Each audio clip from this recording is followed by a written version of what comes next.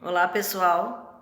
Nós vamos hoje para a nossa segunda aula sobre poesia. Vamos continuar no contexto histórico. Então, na primeira aula, nós falamos sobre os gregos e os hebreus, né, que escreviam poesia aí, os gregos 700 anos antes de Cristo e os hebreus mais ou menos aí 1000 anos antes de Cristo. Agora, nós vamos bem mais para frente. Então, aqui nós vamos para o século 11 depois de Cristo. Então, mais de 1000 anos aí depois de Cristo. É claro que durante todo esse período entre os gregos e os hebreus e agora, lá em Portugal, as pessoas provavelmente faziam poesias, a gente teria que procurar em relatos históricos aí, mas eles faziam poesia da mesma forma, também era cantada. Ainda era cantada aqui no trovadorismo. Então, no século XI, foi o primeiro movimento literário da língua portuguesa. Então já foi considerado aí como livros literários. E nós vamos ver aí a poesia trovadoresca como cantigas de amor e cantigas de amigo, que eram as líricas. E ela tinha uma musicalidade também como se fosse um refrão, né? Então aliás, tinha uma musicalidade, inclusive usando o refrão. Então depois a gente vai ver que eles tocavam os instrumentos e cantavam também na corte, e os temas que eram usados eram temas para falar de amor, né? Geralmente um amor platônico, a mulher idealizada. E aqui eu vou colocar um trechinho, não é na língua portuguesa, mas era da Europa também, que foi o que eu achei mais próximo do como era tocado essa poesia. Vamos ver.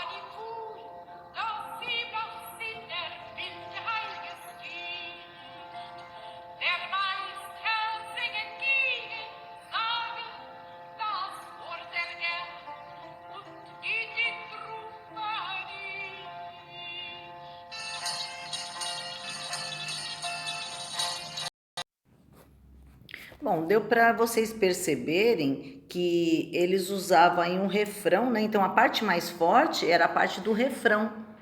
E depois dessa poesia do século XI, lá para o século XV, né, 1400 até 1500, surgiu o humanismo. Então a gente tem a outra escola literária, o humanismo, e a poesia ela teve uma mudança aí. A poesia ela não era mais cantada. Foi nesse momento que a poesia, a parte escrita, foi desvinculada da música. Então, em vez de eles cantarem essa poesia, eles recitavam. Então eles liam em voz alta para as pessoas que estavam ali no palácio, justamente por isso chama poesia palaciana. Então eles se juntavam ali no palácio para ficar lendo essas poesias. Foi lá durante o reinado do Dom Afonso V, né, Portugal, do rei de Portugal aí. E aí eles tinham menos métrica, menos musicalidade, não que eles perdessem isso, mas era diferente, tá? Eles fizeram de uma forma diferente. Então aqui, qual seria a diferença de temas?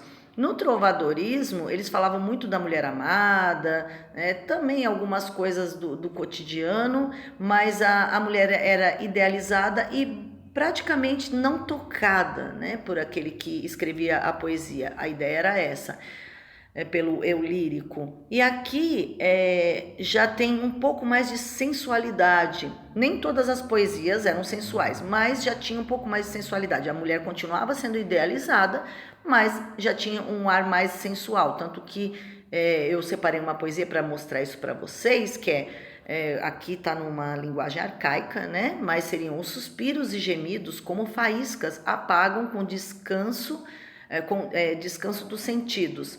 Então, aqui ele já está falando do ato em si entre o homem e a mulher.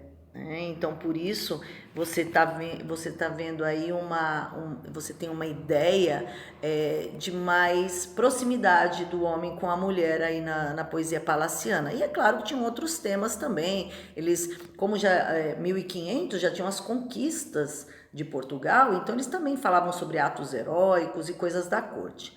Bom, aí depois disso, né, e aí tem um livro aqui, O Cancioneiro Geral, de Garcia Rezende. Ele é muito interessante porque ele tem essas poesias dessa época. Se você tiver interesse, pode pesquisar.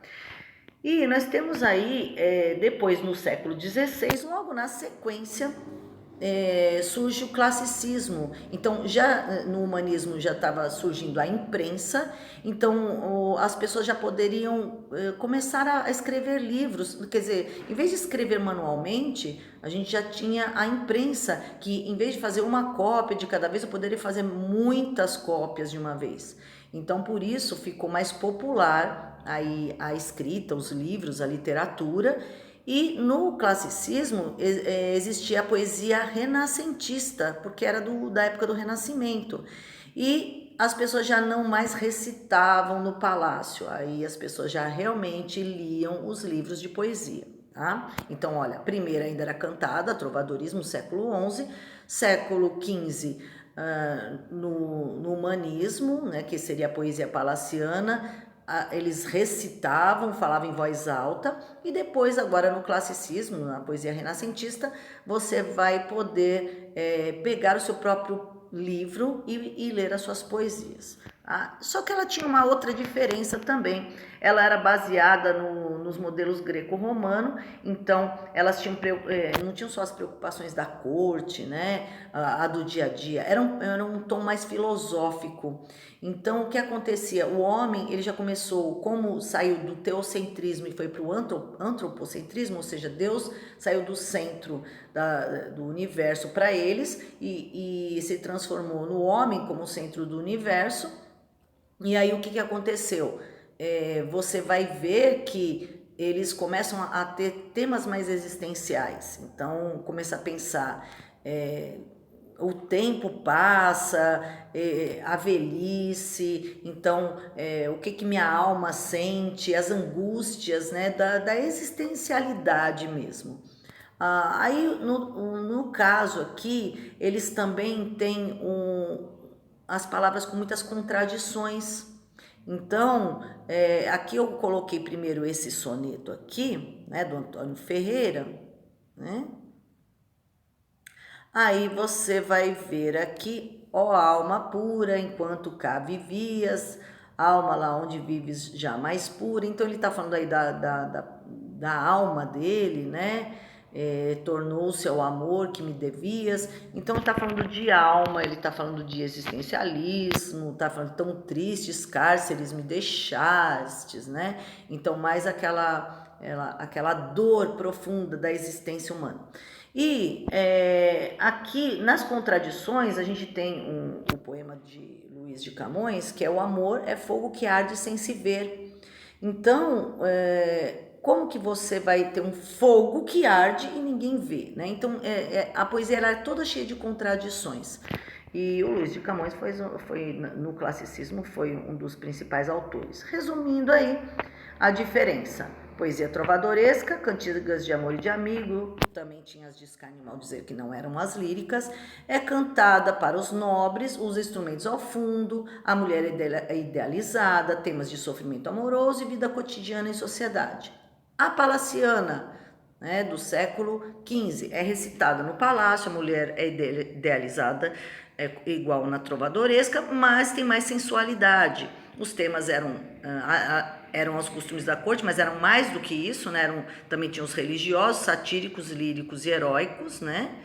E depois a poesia renascentista, que é lida, pois a imprensa já tinha sido inventada no século XV aí, e ele envolve temas mais existencialistas, como passagem implacável do tempo, desconcerto com o mundo, amor platônico e contraditório. E pode ter seres míticos, como eu falei, como ele era baseado na Grécia antiga, no modelo greco-romano, né? Então teria toda a mitologia grega e romana também. Então você vai ver elfos, vai ver fadas aí nas mitologias da época, tá bom? Então essa seria a segunda aula de poesia. Espero que vocês tenham entendido. Deixa aí algum comentário aí se vocês têm alguma dúvida, tá bom? Então por hoje seria isso mesmo.